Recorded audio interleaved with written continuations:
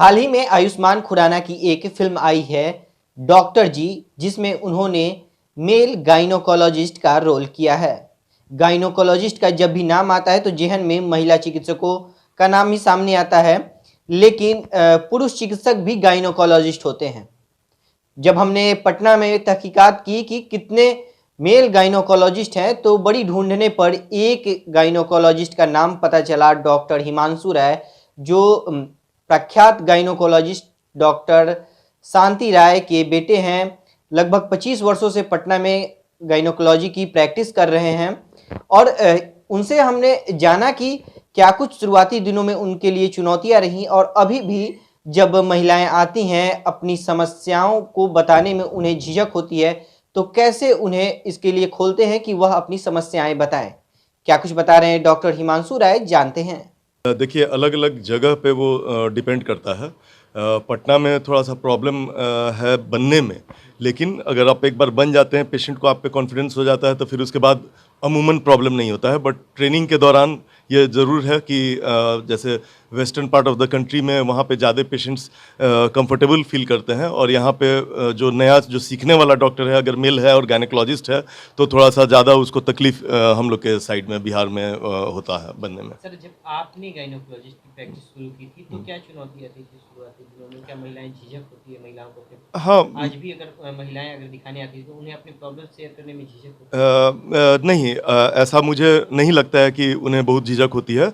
ऐसे देखिए, कोई कोई तो पेशेंट रहती हैं, मेरी मदर और मेरी वाइफ भी गायनेकोलॉजिस्ट हैं, तो कुछ कुछ ऐसे भी पेशेंट आते हैं मेरे पास जिसमें लिखा रहता है कि वो लोग अनकोऑपरेटिव थे, मतलब एग्जामिन नहीं, इवन फीमेल डॉक्टर से भी नहीं कोई कोई एग्जामिन कराना चाहती है। तो वो पेशेंट पेशेंट पे भी डिपेंड करता है। लेकिन एक बार जब पेशेंट अपने घर से निकलता है ये सोच के कि मुझे इस डॉक्टर के पास जाना है, तो उसको पहले से ही पता रहता है कि वो मेल गायनेकोलॉजिस्ट के पास जा रहा है।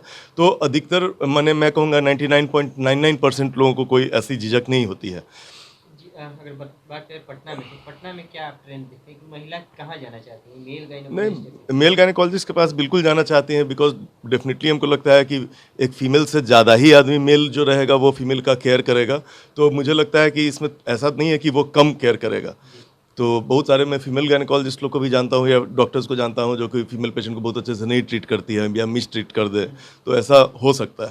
तो उनको एग्जामिन करने के वक्त क्या कुछ प्रोसीजर ध्यान में रखना होता है क्या? एग्जामिन करने के समय हम लोग को ये प्रोसीजर ध्यान में रखना पड़ता है कि हमेशा हम लोग के साथ एक नर्स हो, फीमेल नर्स हो, और अगर कोई माइनर अगर है पेशेंट, जैसे 18 साल से कम उम्र की भी बहुत सारी लड़कियां रहती हैं जिन्हें तरह तरह मासिक धर्म की मुश्किलें होती हैं या ट्यूमर रहता है, कुछ रहता है, तो अगर 18 से कम आयु की कोई अगर लड़की रहती है तो उसके साथ में हम लोग किसी उसके भी अटेंडेंट को बोलते हैं कि उसके रिलेटिव को, माँ हो, बहन हो या कोई भी रिलेटिव हो, वो भी साथ में रहता है। तो यही एक सावधानी रहनी पड़ती है कि विदाउट फीमेल अटेंडेंट हम लोग को एग्जामिन नहीं करना है। इससे कहीं ना कहीं पेशेंट्स के मन में जो एक दुविधा रहती है तो वो दूर होती है। हाँ, ये बिल्कुल ये दुविधा दूर होती है, और जब तक अगर अकेले कोई आती है तो हम लोग हमेशा बोलते हैं कि नहीं, आप अगर लड़की रहती है तो बोलते हैं कि आप अपने गार्जियन को लेके आइए, और अगर एडल्ट रहती है तो फीमेल नर्स तो हमेशा रहती ही हैं साथ में। सर, अगर बात करें तो जब आप में पढ़ाई करते थे गायनोकोलॉजिस्ट की, तो आपके साथ कितने मेल स्टूडेंट थे, कितने फीमेल? अगर बात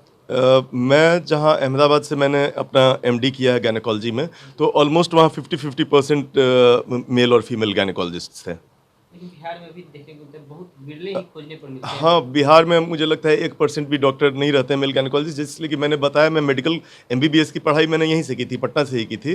तो एमबीबीएस के दौरान ऐसा भी होता था कि हमारे प्रोफेसर थे जो कि एक मेल थे और गायनेकोलॉजी डिपार्टमेंट में हेड ऑफ द डिपार्टमेंट भी थे।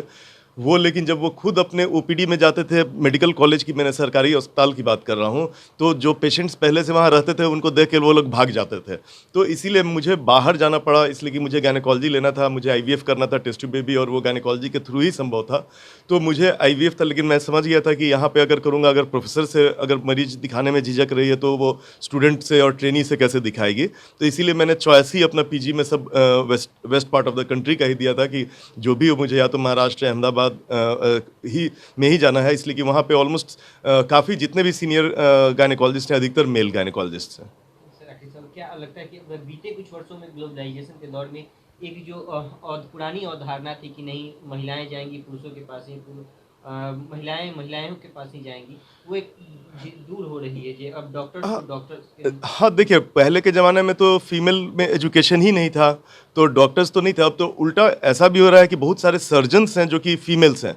काफ़ी फीमेल्स आजकल लड़की स्टूडेंट है जो कि गायनेकोलॉजी में नहीं जाना चाह रही हैं और अलग अलग स्ट्रीम जैसे कि आई लिए, स्किन लिए और इवन सर्जरी जैसा सब्जेक्ट जो कि एकदम बिल्कुल माना जाता है कि सर्जरी का मतलब हमारे दिमाग में बिल्कुल घुसा हुआ है कि मेल, तो ऐसा बात नहीं है। तो वो झिझक जो है वो समय के साथ तो कम होना ही है। जैसे जैसे समाज और खुलेगा तो उसमें इस तरह की जितनी भी बायसेस और मिथ्स है वो सब खत्म होती हैं, और आप लोग के जैसे पत्रकार जो इस चीज़ को बाकी लोगों को दिखाते हैं और बताते हैं कि भाई क्या है, तो ऐसा कोई उसमें प्रॉब्लम नहीं होता है। डॉक्टर डॉक्टर होता है, मेल फीमेल। जी, डॉक्टर डॉक्टर बिल्कुल होता है। हम लोग हमेशा इसलिए कि हम लोग एग्जामिन करने के इसमें कभी, जैसे आप पत्रकार होकर जिस समय काम करते रहते हैं उसमें आपका सेक्स इंपॉर्टेंट नहीं है कि आप मेल है कि फीमेल पत्रकार हैं।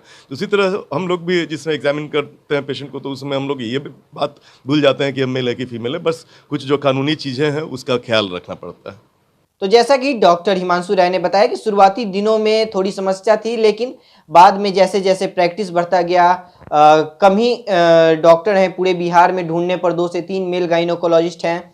इसके अलावा अगर बात करें तो उन्होंने बताया कि शुरुआती दिनों में दिक्कत के बाद जब उनका नाम फैला और उनके इलाज से मरीजों को फ़ायदा हुआ, तो कहीं ना कहीं मरीजों का ये झिझक टूटा और उनका निजी क्लिनिक है, तो वहाँ उनके पास जो भी महिला पेशेंट आती हैं तो वह इसके लिए तैयार रहती हैं कि उन्हें किसी पुरुष चिकित्सक से दिखाना है, उन्हें अपनी समस्याओं को बताना है। इसके अलावा उन्होंने बताया कि जब वह चेकअप करते हैं, प्राइवेट पार्ट को जब देखना होता है, तो साथ में महिला नर्स होती हैं और तमाम जो मेडिकल गाइडलाइन है उसका पालन करते हुए और मरीज के गोपनीयता का ध्यान रखते हुए वह ट्रीटमेंट करते हैं। ईटीवी भारत के लिए पटना से कैमरामैन अशोक के साथ कृष्ण नंदन।